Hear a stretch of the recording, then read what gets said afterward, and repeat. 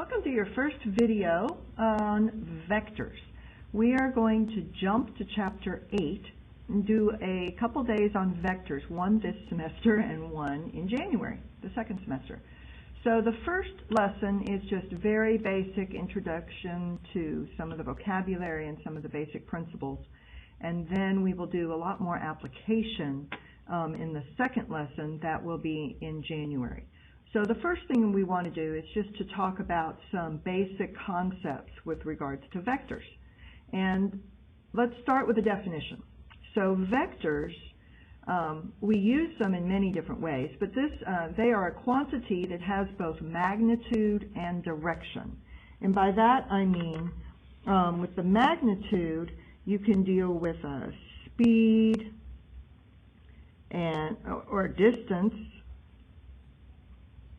Very often you have a force being applied to an object, but it incorporates these things and the direction. And you will either have a directional angle, or we sometimes call it a bearing. Okay? So it uses both of those things, which is nice. It allows us to have more applications for it.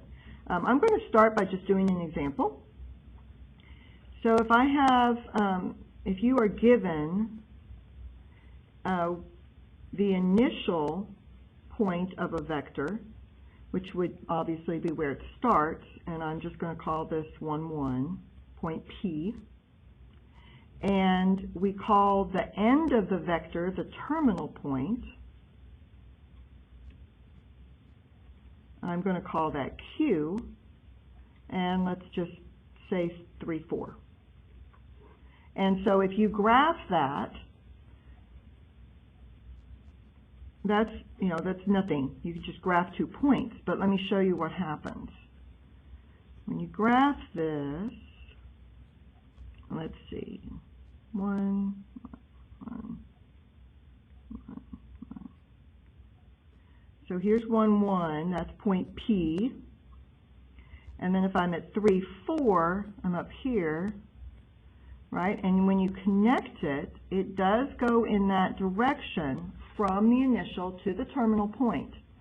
All right? But if you look at what you have here, you're used to, the triangles. Now it's not on the axis, and we usually are on the axis, but this is just showing you vectors. All right? So you would have from point P up to point Q, and we're going to let our angle in here from that horizontal be our theta. So when you think about the magnitude of a vector, we usually write that absolute value of a v. You will see that. And the magnitude, as I said, was just the distance. So if you take the distance between 2 points, you are going to use your distance formula. So we're going to have the big square root of x2 minus x1 squared plus y2 minus y1 squared. Well, that's going to give me the square root of 2 plus, and squared is 4 plus 3 squared is 9. So I have the square root of 13 as my magnitude. Okay, now often we don't go to a decimal, leave it as the square root with the exact answer. Another vocabulary term that we're going to use is we would like the vectors in what we call component form. So each component of the vector, and by that I mean similar to what you did right here, you would, if I want the component form of the vector PQ, you take the x2 minus x1, so you have the 3 minus 1, and you have the y2 minus the y1, so you have 4 minus 1. We use these little greater than or less than signs at the beginning and the end of the component form. So you have a vector of 2, 3. And that's how we would write that. Another thing we do with the vectors is we get the directional angle. We actually calculate it. And as you would probably guess, here if I want that theta, I'm going to be using the opposite and the adjacent, right, which leads us to tangent. So your theta is going to be equal to the inverse tangent of your b over a, so to speak.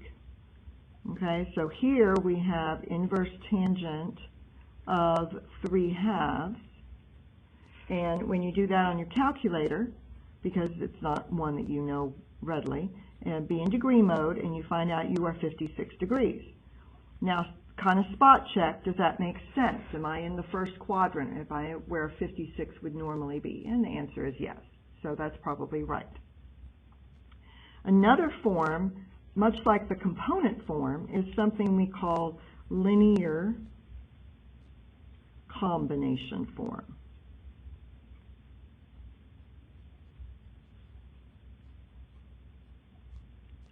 And that means that it's in a linear form, much like, it's a sum, but much like you would see a line, right, a mx plus b type thing. So if you have the vector of AB, then the linear combination is AI plus BJ. And if you'll notice, the I is not italicized. That would be a complex number. It's just a normal little bitty I. Okay? But you'll see some vectors written this way, and I want you to be able to know that that just means the vector AB.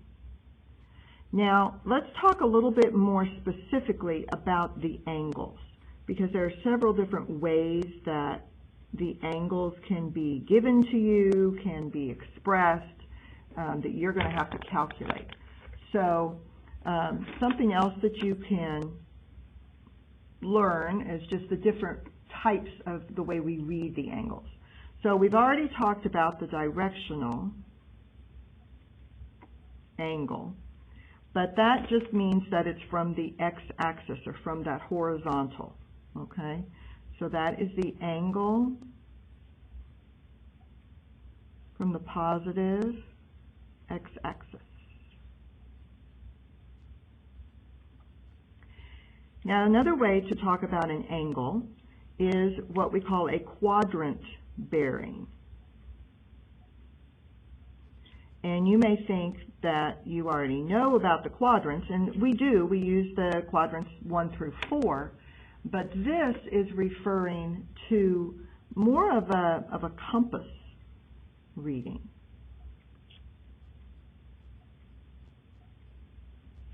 And this is an angle that comes from a different direction. So this is an angle from the north-south line. For example, if I had this angle here, and I went down here right into the middle of the third quadrant, okay? My lights just went out. So that angle, if I told you that this span right here was 45 degrees, well, you know that that goes into quadrant 3, and you may think, let me turn my lights on. There we go. All right. You may think that that's down into quadrant 3 and is at the 225 mark. Well, it is, but the way we read that is we say that it is 45 degrees west of south, because this is west, east, north, and south. So when you write it south 45 west, but you read it, it is west 45 degrees of south. Okay? And that's just, you need to remember that you're always coming off of the north-south line. And another way to do angles is something we call a true bearing. And left out an I. You will sometimes see this as a true heading. especially in your textbook. They tend to use that as well. This is an angle that is clockwise from the north, which again is weird because we're always used to coming from the x-axis and then going around. But this heading, let's see, if I came right here, okay, that looks like that's 30 degrees.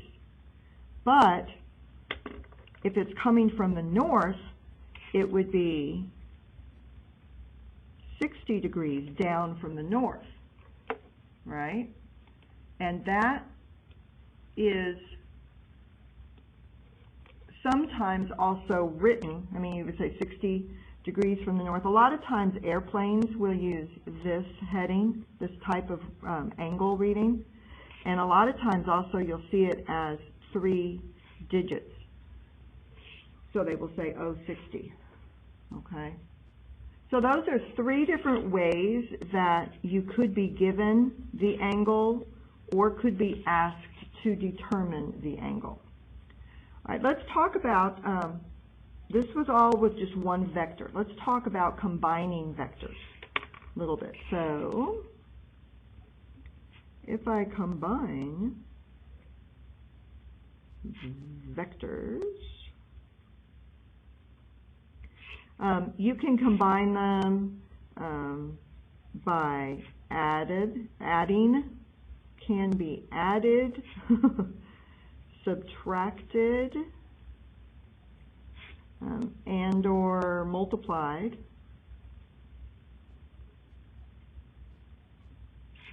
And we will represent this either geometrically or we do it symbolically.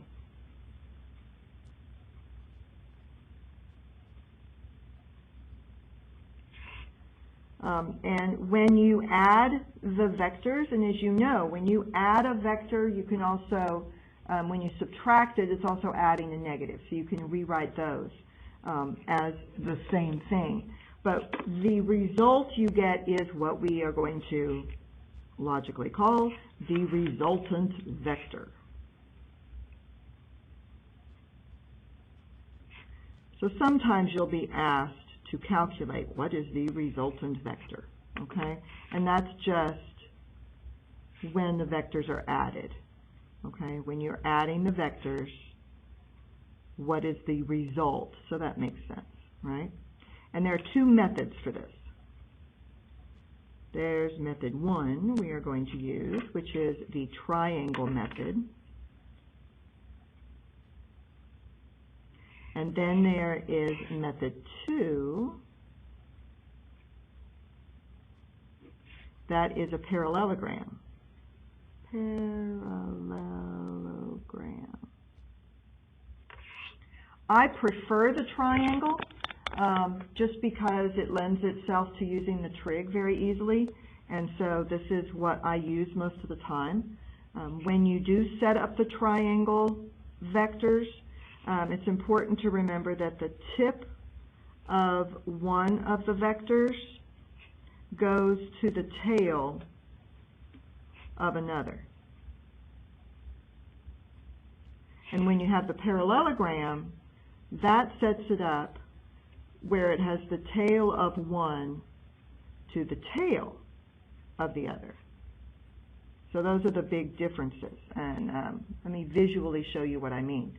So this method, if I had a vector going this way, let's call it vector A, that's the tip of this one is going to go to the tail of this one. And that would be vector B. And then my resultant vector would be right there, and that would be the A plus B. Okay? I'm going to stop this particular video here, and when we come back, we'll set up method 2 and that particular parallelogram and those vectors.